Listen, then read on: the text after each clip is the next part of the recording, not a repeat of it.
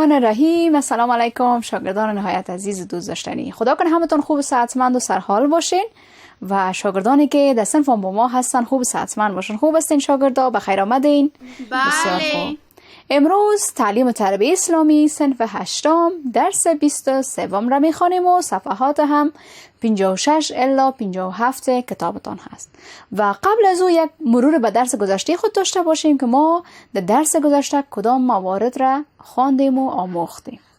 درس گذشته ما اعزام هیئت قریش به ابو طالب بود که موارد را در این درس خواندیم و فهمیدیم که چی دسته ها و چی کارها و پلان های را اینها انجام دادن، ولی بازم موفق نشدن که پیامبر صلی الله علیه و سلم را از دعوت اسلام منصرف بسازن.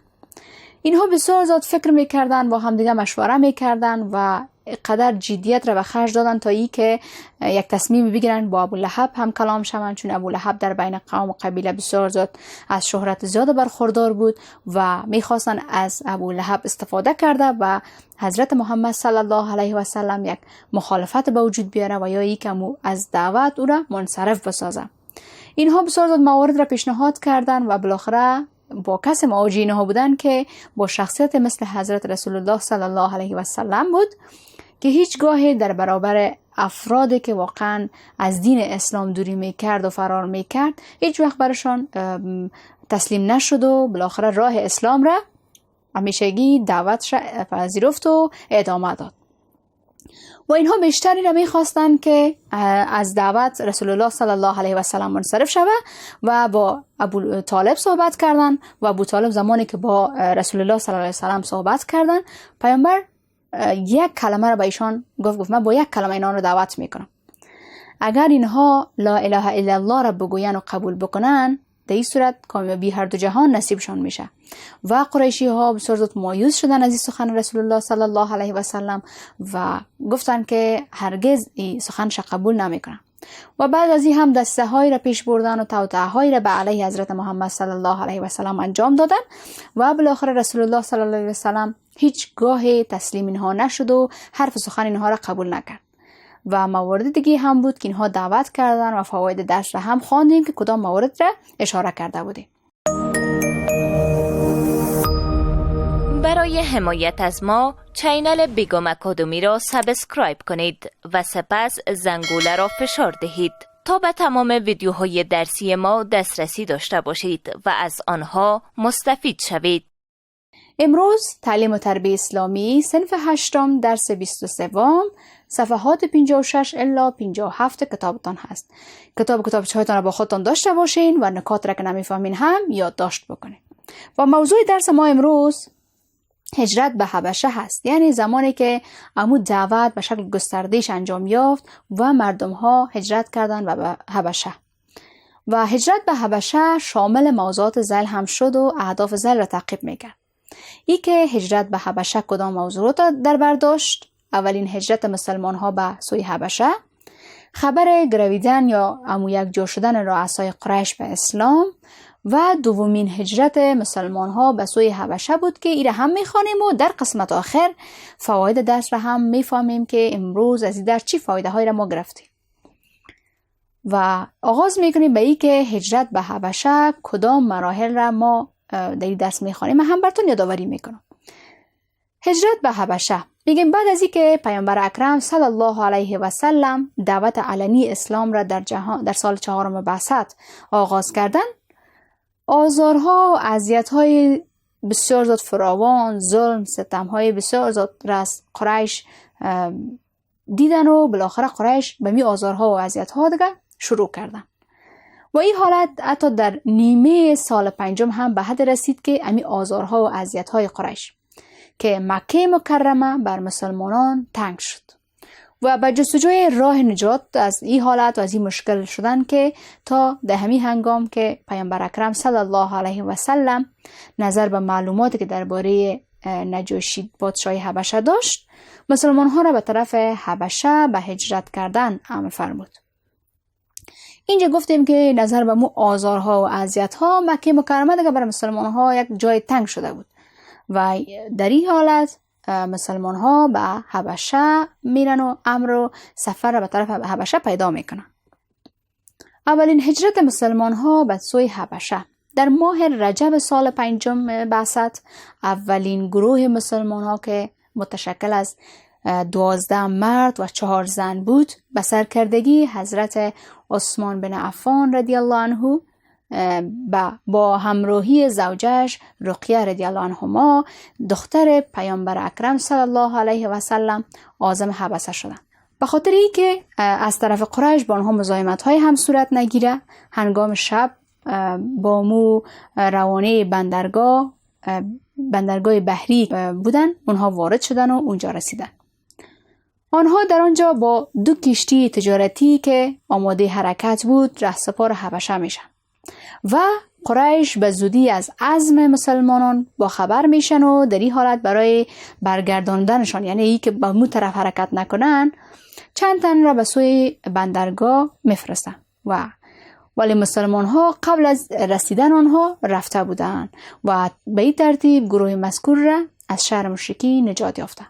یعنی با وجود که اینها خبر شدن و میخواستن که جلو از اینها را هم بگیرن، ولی در اون حالت بود که مسلمان ها وقت از اون مسیر تیر شده بودن و گذشته بودن.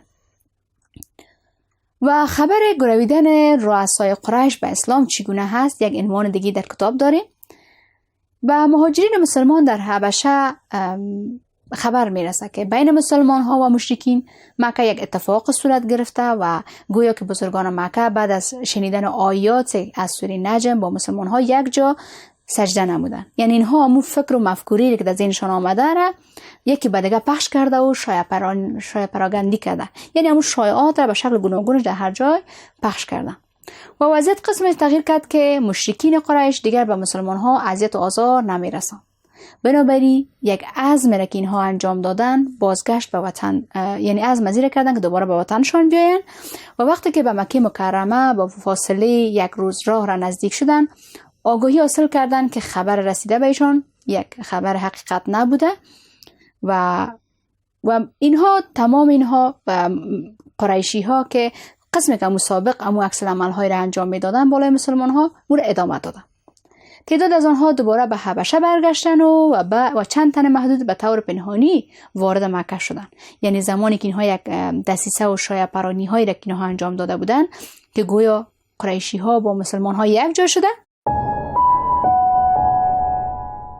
در این حالت قریشی ها با اونا کار نداشتن و غرض نمی گرفتن تا ای که خبر شدن که نه این حقیقت نداره، پس امو رسم و رواج امو حرکات خود را دوباره بالای مسلمان ها آغاز کردن. دومین هجرت مسلمان ها به سوی حبشه، این که میگیم بعد از بازگشت مهاجرین از حبشه، قریش علیه مسلمان ها امو ظلمشان بسیار زیاد شد و رسول اکرم صلی الله علیه و سلم بر بار دوم به اصحابش اجازه هجرت را میده به حبشه و این بار نیاز است که مسلمان ها به طور مخفی از مکه مکرمه رهسپار حبشه گردیدند و در این مرتبه تعداد مسلمان هایی که هجرت میکردند بالغ به 102 تن بود و 83 تن آنها مردان بود و 19 تن آنها زنان را تشکیل میداد. این هجرت به زعامت جعفر بن ابی طالب رضی الله عنهما صورت میگیره و مردم به بار دوم، مسلمان ها به بار دوم هجرت میکنن. اینها همه موارد درس بود و ما در رابطه به درس فواید هم داریم که فواید را هم بفهمیم که وقتی که اینها سفر کردن و هجرت کردن چی فایده ها و اینها متحمل شدن و چی فایده های را گرفتن. فایده چی هست که هجرت یکی از سنن پیامبر صلی الله علیه و سلم می باشه که برای مسلمان ها مشروع شده تا از ظلم ظالمان نجات پیدا بکنن و راه را پیدا بکنن تا اینکه بتونن زندگی خوب داشته باشن، زندگی بهتر، دور از ظلم و ستم، و راه دعوت را هم وجود داشته باشه تا اینها دعوت بکنن و شعائر دینی، احکام دین مقدس اسلام را به مردم پخش بکنن. مورد بعدی فواید درسی بود که هجرت در راه خداوند و حفاظت از عقیده و ایمان سبب از این می شد که امو تحولات مهم را که در تاریخ بشری شده است، یعنی امو هجرت کردن از یک مسیر به مسیر دیگه باعث شد که در این جریان تحولات تاریخی بسیار زیاد هم به وقوع پیونده و رخ بده.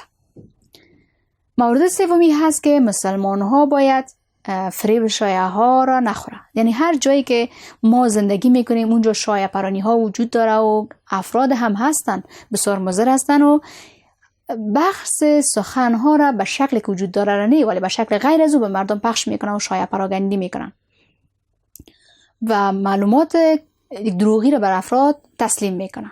مورد بعدیشی است که فرهنگ صبر و تحمل برای مسلمان ها، مخصوصا در شرایطی که هر نوع با ظلم و ستم مواجه شدن، یعنی اینها را قوی و قوی تر می سازد. یعنی هیچ وقت باید از امو صبر شکیبایی که اینها دارن دست بردار نشن و امو صبر و تحمل خود را از دست ندن. و در رابطه با فوایدش هم فهمیدیم که چقدر میتونه انسان صبور و بردبار به اهدافی که واقعا داره را برسه. و پیامبر صلی الله علیه و سلم هیچ وقت صبر خود را از دست نداد در مقابل مشرکین، کسانی که را آزار اذیت کردند و همون کسایی که با رسول الله صلی الله علیه و سلم هم بودن. اینها صبر و بردباری را پیشی خود کردند و هیچ وقت تسلیم حرف سخن ناحق نشدند. شاگردای عزیز، درس ما را میقدر بود یک جنبندی از درس ما هم داشته باشیم و درس را تمام بکنیم. و قبل از اینکه خلاصه بندی و جنبندی بکنم سوال ندارین؟ مشکل نیست؟ درس را فهمیدین؟ بله بسیار خوب. پس یک درس خوب بوده که همتون فهمیدین و مشکل باقی نمانده. درس را جنبندی میکنیم و تمام میکنیم.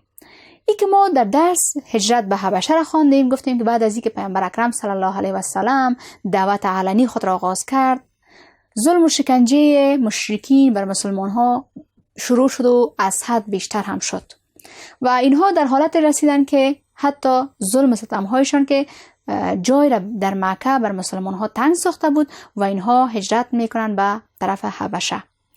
اولین هجرت هم به سوی حبشه میشه و در ماه رجب سال 5 بعثت اولین گروه از مسلمان ها که مرکب از یا تشکیل شده از 12 مرد و 4 زن هست، اینها راهی حبشه میشن و حزم هجرت را میکنن.